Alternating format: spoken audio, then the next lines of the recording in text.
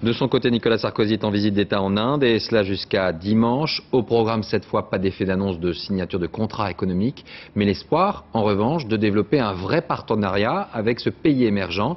Autre sujet d'actualité, une affaire économique qui a traversé les frontières ces dernières heures. Sur place, le reportage d'Alexandre Cara et de Stéphane Guillemot. 21 coups de canon, des lanciers à cheval, la présidente et le Premier ministre indien, l'accueil parfait pour Nicolas Sarkozy dans le décor du majestueux palais de New Delhi. Côté carte postale, rien ne manque, y compris les pétales de rose en hommage au Mahatma Gandhi, l'un des pères fondateurs de l'Inde moderne. Côté contrat, en revanche, la moisson est maigre.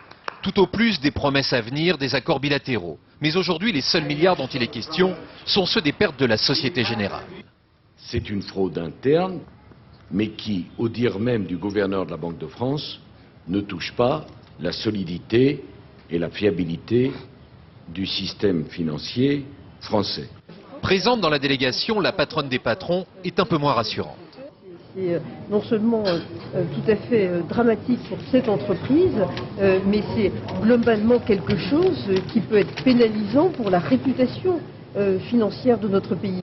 Dans la salle, Lakshmi Mittal, l'industriel licencié en Moselle, Nicolas Sarkozy l'attend à l'Élysée. Et quel président serais-je si je ne me posais pas la question dans une région si attachée à la sidérurgie, d'une usine qui ferme et de la possibilité de discuter avec un industriel qui a investi.